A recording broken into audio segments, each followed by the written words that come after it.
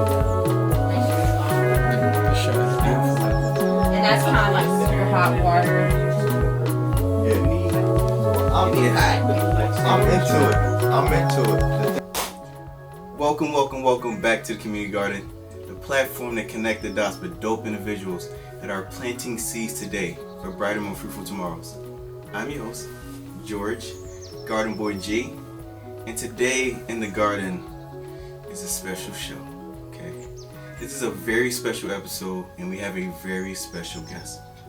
Okay, actually, a couple guests. Okay, so today on Community Garden, let's introduce the man of the hour. Okay, this person is all about beautifying the community. He's all about being invested where he is. He's all about doing what he can with what he has. Okay, so today on Community Garden, we have the groundskeeper, Juan Wyndham. You know what I mean? Welcome to the Community Garden, bro. It's a pleasure to have you. Honor and privilege. Yeah. Be back here again. Yes, sir. So, real quick, before we get into this conversation, may I pour you up a cup of tea? Sure. Absolutely. So, today what we have is, I'm pouring you up first. We have a spearmint hibiscus tea. Okay?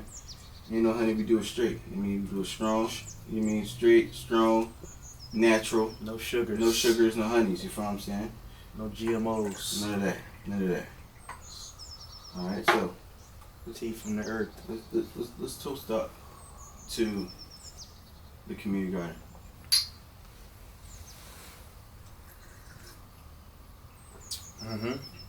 Still hit like it last time. Yeah.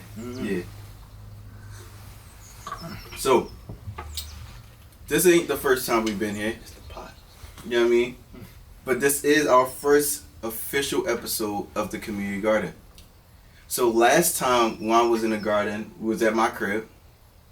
I was at the very last end, I guess the final stretch of that filming, I guess, like, cycle.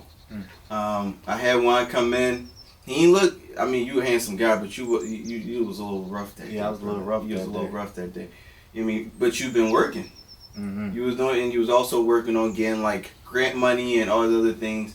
So you was really in the grind. So it's a beautiful thing to have you back on this first episode, you in all your glory.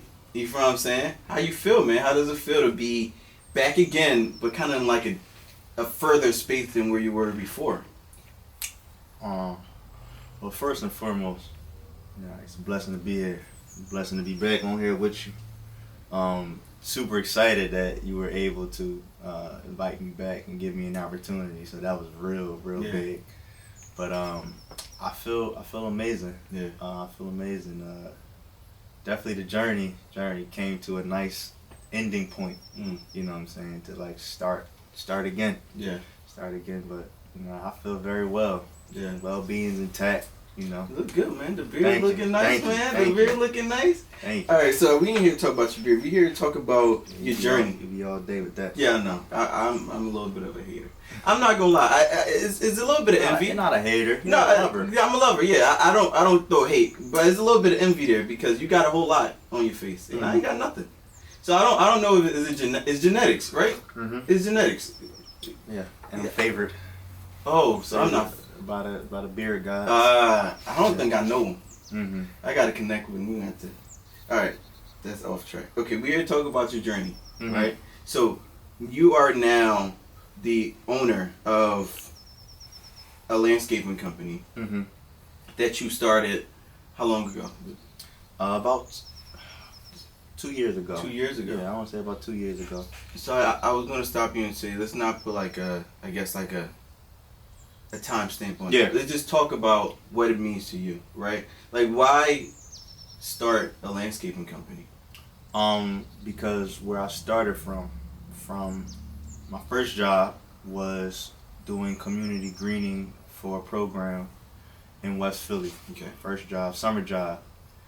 And we were just doing different beautification for like, it wasn't residential at first. It was like the community stuff. Those triangles, parks, those different areas where a lot of people, it's a lot of foot traffic there. Sure. And it was a non-profit, but it was a program for the youth from 13 to 18. So I was like ready to work. And my mentor, Winnie Harris, just inspired me to want to continue to do that work outside. And also, I've always liked to work outside. Like, it gave me a sense of, freedom, independence. You work out, do your work, and don't have to be inside. I don't like to be inside too long. So, and that was when I was a teenager. Sure. So, years have went by, and she's no longer with us. That outside work became like a therapy to me. You know what I'm saying? It became real therapeutic, trying to get over like her not being here. But as I started to do it more and more, I started to have more love for it because it was something that I could have my own hand on. Nobody can really take that away from me. So 2 years ago is when I finally decided to take it serious. Wow. And like I said, I'm going to do it myself and do the work. And it just been a slow process. And then I got to the point where I built a lot of relationships, got a good reputation in the community, and just started to make a mission out of it. You beautify, your community, you beautify residential, you bring pride, to a workspace or a labor job that maybe is kind of looked upon, like frowned upon. Right. Yeah, because we all have that one old head on our block. Yeah, you got cut the grass for like $5. And right. You know what I mean? It's either one or two things. I know in the black community, no disrespect to any of your Mexican, viewers or whatever, but when you hear landscaper, they Mexican do it. Just get the Mexicans, or like you said, that one old head want to cut the grass $5, but or some type of like huge corporation that does that's probably like white owned. Honestly, it's like we are as like black people. It almost seems like that's not a thing that we do. Yeah, I made it cool. Outside. Oh. Yeah, I made it cool. Oh, I'm here to talking stuff today. Oh, all right. Okay, that's what I like to hear. Yeah. The energy is different. I made it cool. The energy is different. Yeah. All right, so Juan, tell me about the mission of the company. I know you said it's to beautify the community. Yeah. But why take that type of stance? Because you could just honestly be the old head that's cutting. Why they're cutting the grass for like $5-10? I mean, why decide that I actually want to create a organization that is driven to actually, with an actual mission? Why really stand on that? Well, for one reason, a couple years ago, I got involved with a whole community, West Powder, with a cleaning initiative. Sure. And the RCO, the name's Pam, she wanted me to be a supervisor for this cleaning initiative that she had for her area. All right. And what she said the cleaning initiative basically going to do is we're going to de-weed all the blocks, clean the blocks so we can keep it clean and safe. And I was a part of that whole process, And once I saw that the power of what cleaning can do for a whole community, that made my mission a whole lot bigger. Now I can use my works, my company, to not only just do landscaping residentially, but I can, in hopes, clean the whole city. And that came about with, I know that our city has a high poverty rate. People aren't working. So now I can create jobs, and people who, may not have labor, they can have labor for a nice wage, and it also cleans the city now. Right. It brings a lot of pride to the community. Yeah. And that's what I started to see, that cleaning and clearing brings a lot of pride, So my mission, got even bigger. Yeah. Like, once I can clean out a space, people feel proud of where they at. Yeah. They feel more, it's a less tension in the air. Yeah. It's less tension. Actually, and I do that for people. I think there's a scientific research that shows that a cleaner, less cluttered environment raise productivity, calmness, focus. So with you bringing so much pride, or working towards bringing pride to the communities, to the home, beautification, to, with all of that, I've seen some of your work. You do great work. I'm sure you take a lot of pride after doing somebody's yard. Yeah. How does that feel when you see the look on their face or the reaction on their body? How does that feel to be the person who is actually moving the needle? You know what I mean? Because there's a lot of us that's talk about bringing bringing value. Yeah, there you go. But you're literally in the ground, like planting seeds, right? Bringing value to the community. You're watching it in real time. How does that feel? It's an amazing feeling. It brings me joy. But it also gives me a sense of inspiration because I'm dealing with an area that most people stray away from.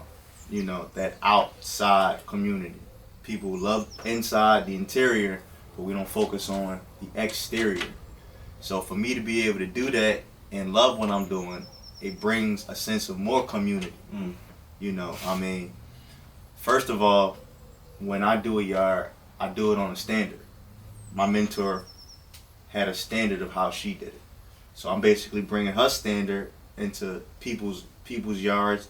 It is not just their yard, it's in front of their homes. Yeah. It's in front of their homes. It's the side of their homes. It's the street they're on. Because once you start that, it's a whole chain of reaction. Yeah. One person's house can change a whole block. Damn. That's a bar. That's a bar. That's, you know what I'm saying? That can really raise the property value. And that's yeah. It's about value. But it's doing it in a way that it's not just about financial, about interior. It's that exterior. It's that facade. Which is very important. People stray away from, and I do that, and it does bring the value up. It's a beautiful thing, bro. Yeah. So I'm gonna take a couple steps backwards, right? Before we get to the space where you're part of that program when you was, a teenager. Yeah. Before we get to the space where you're now a business owner, what is young Jawan like, right? Like, what is like the 6-year-old elementary school Jawan like? What is that person like? Is that something that is what you're doing now something that was installed in you then also, or what was that experience for you when you was like in middle school, elementary school? Like, do you remember how am I even asking this, bro? Hold on, let me hold on, cause I can tell you how I was. I was very ambitious. I was a dreamer, but I was always to myself. I was very personable. Okay. I was easy to make friends or whatever, but behind closed doors by myself, I was always thinking big and thinking outside the box and thinking whatever I'm going to do, I want to do it independently. I want to do it my way. Right. Regardless on how it's going to happen. When I was 6, I knew I wanted to be a business owner. I wanted to be a CEO of something. Right. I didn't know why at that moment of time. I understand now. But young me was just still very colorful, still very spiritual in a sense. Thought about a lot of different, not a cult, but a lot of spatial things. Yeah. You know what I mean? So pretty much how I am now. But I have a little bit more of a reservedness about me because I understand a lot more things as an adult. But 6 years, I'm overly ambitious, trying to create something new and want to go to space, like that. So with you being younger and saying that you knew you wanted to do things big and you wanted to be an entrepreneur of sorts, some type of leader. Where did that come from though? What inspires a 6-year-old to say, I want to be my own boss? Man, you know what? And I think about this all the time. I really can't give you a straightforward answer. It came from up above. I just remember, I could tell you this. I remember I used to play with toys, whatever. And I was always kind of by myself. And, I used to play with the action figures and make stories up and stuff. But I was always by myself. And one day I'm just playing and the idea of, I said, you know what? I don't want to grow up and work the same job for 50, 60 years. I think that might have just been from, I don't know. It was always something that I knew, it was always something that I just instilled in my mind. I think what it was is that I liked freedom. I just wanted to be able to be free. And I knew that if I worked with somebody, at least I thought, if I work with somebody, I'm not going to have the freedom that I want. You know, I always saw like the CEO was the one with the nice car, the boat, the nice house. You want a boat? And I was, of course. Of course. Of course. Yeah, of course. So you want everything the world has to Yeah, offer. but I was just, I guess I was young and I gravitated to that. You know, I gravitated to, and I just knew that somehow, some way, if I do it on my own, then I can have these things. But, you know, growing up, you know, I didn't understand. But so you speak about freedom, because I know it's a lot of us pursue entrepreneurship for that exact reason, to be able to manage our own time, to be able to be on our own accord, right? Like on our own like time, essentially. yeah, you So deserve it. what does freedom mean to you now? Like, cause that young child, like you said, that kid is still within you, and you're obviously kind of like pursuing the things that he thought about. Mhm. You're pursuing that freedom. What does that mean to you today? Independency and sacrificing and making sacrifices to be what you want and to get where you want to go. Also, it means to just be able to just be yourself in any space, anywhere in the world, and be able to come as yourself and just speak as your truth.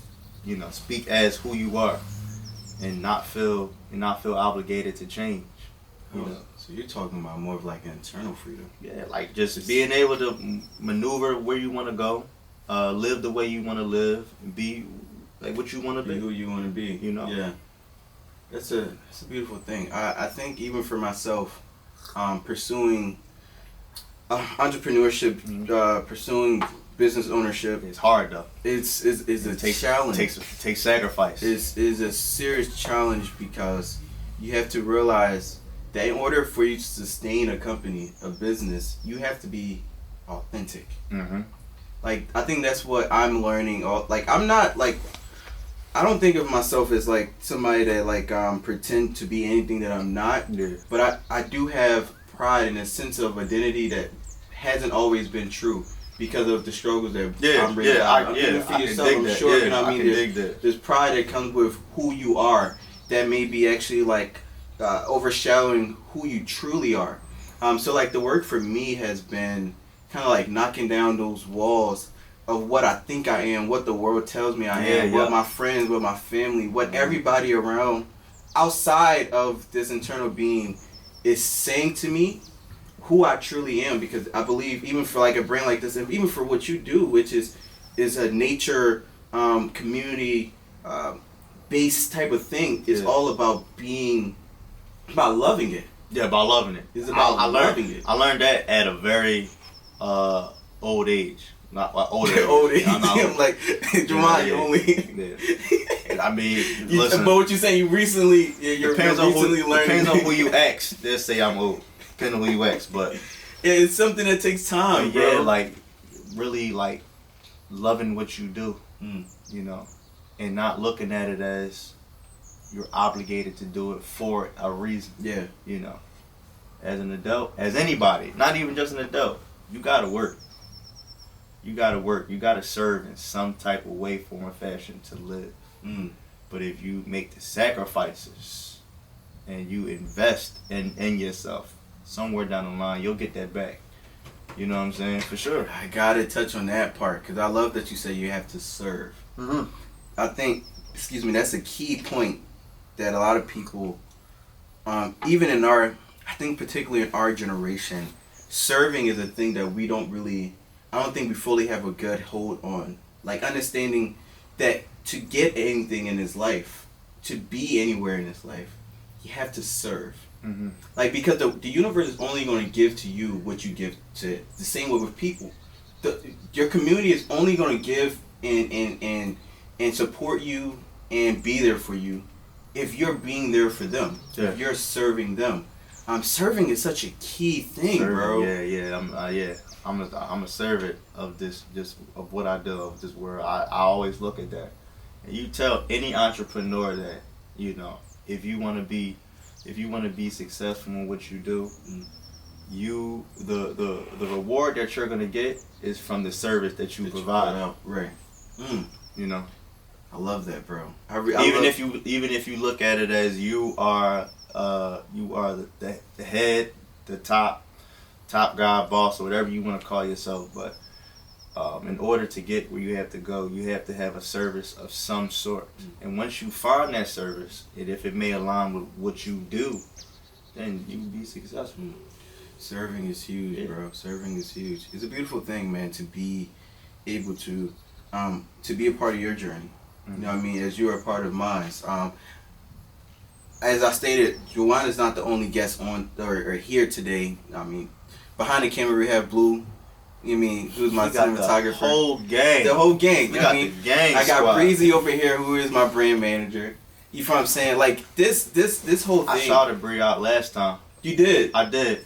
You getting shout out again. I did. Yeah, it's love. It's so much love here, bro. And the reason why I bring up the other people that's here is because it's like it's a beautiful thing to be able to be a part of your journey, to be a part of your journey, to be a part of your journey, and to have you guys a part of mine as well. Like that's the partnership, the friendship that we have, and even for like the viewers that you that are watching, life is about, like Wallow said this on a podcast, bro. Like life is about, it's really about partnerships. Like you gotta understand, like our relationships. It's relationships. Relationships.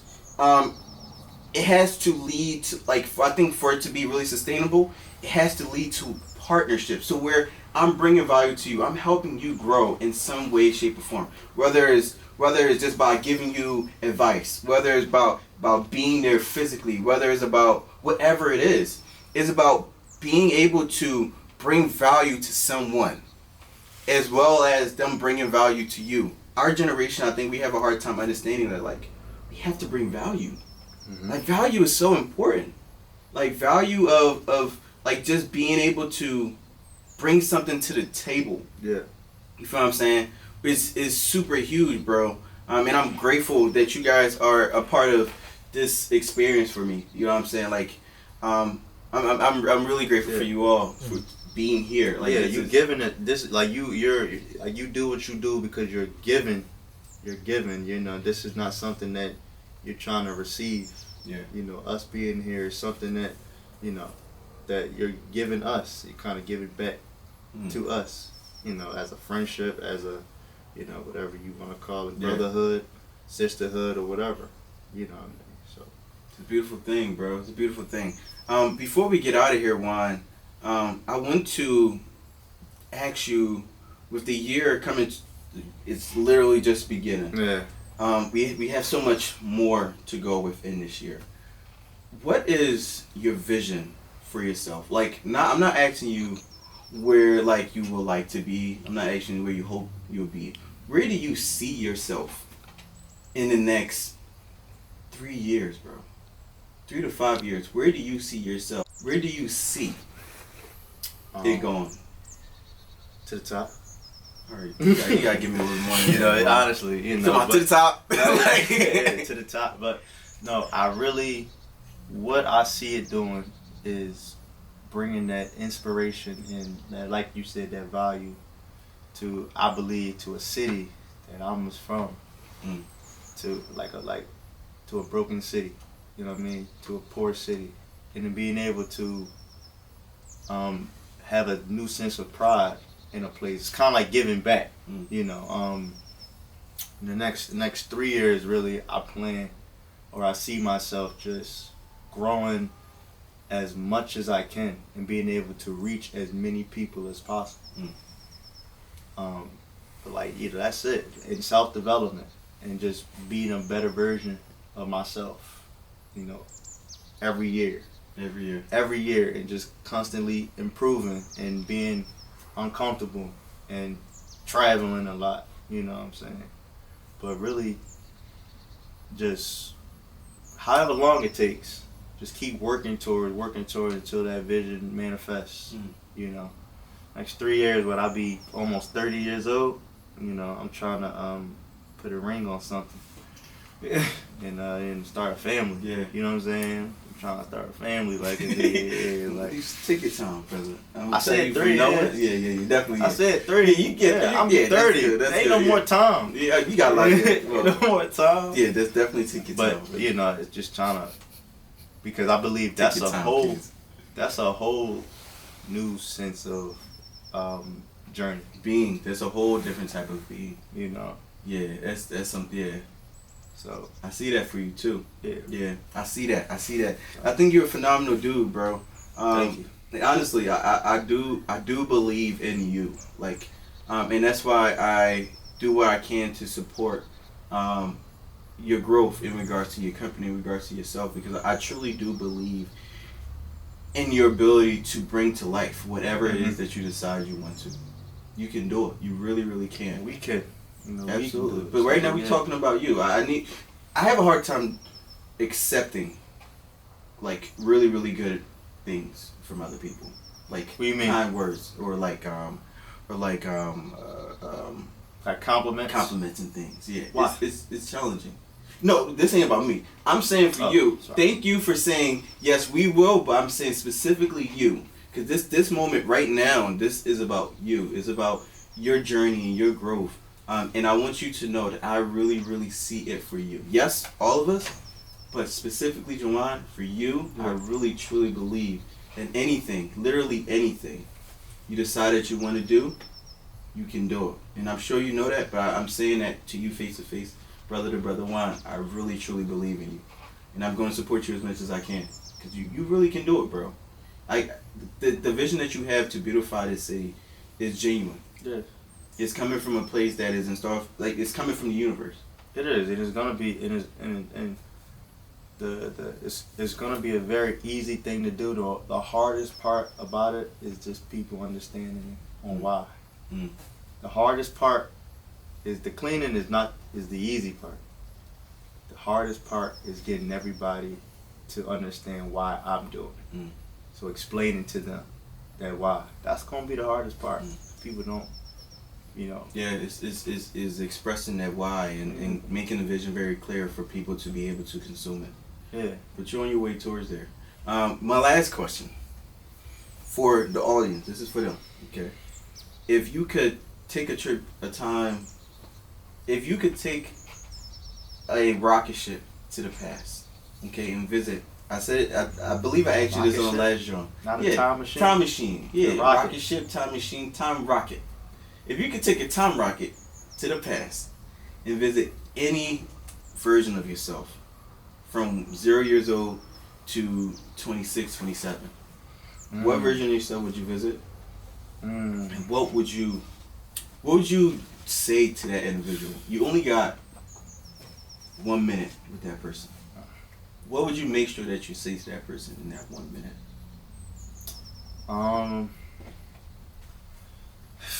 Probably my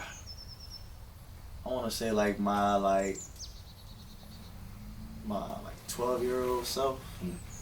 Yeah, like my 12-year-old self. And I would tell him to, one, be yourself regardless on what anybody say. Anybody. Like your folks, your grandma, whatever. And believe in yourself and go and do it. Whatever you want to do, straight do it. No hesitation. Think about it, but just go do it and be you. And just be. Regardless. Regardless on what anybody say. Strong message. You know. And trust the Most High. That's a good message. That's a great seed to plant. Right. In a 12-year-old mind, Yeah. Because then that gives them permission to just be, Yeah. You know what I mean, and walk his path, and not overthink this process called life, man. Because I would have been on that boat by now. That boat, 13-year-old me, and I would have told him to go perceive his. I would have been on that boat right now. I'm not sure what boat we talking about. I would have been on a boat. What boat? Oh, the boat that you want. Oh, okay. So you lost. You ain't even catch Yeah, I it. did. You lost that sea. You Yeah. need a boat too. Okay, all right. Listen, thank you guys for tuning in to another beautiful episode of The Community Garden. Jawan, thank you for being a part of this. I'm very proud of you. I'm grateful for you being here. To you guys, thank you guys for being here as well. To Blue behind the camera, thank you. Mr. Ron, thank you. And that's all we got for you guys today. Until next time, God bless. That's it, brother. That's a good job. That is a good You job. know what I mean? I'm trying to. Can we do it again? You what? That was just the practice, John. Let's do it. No. Great job.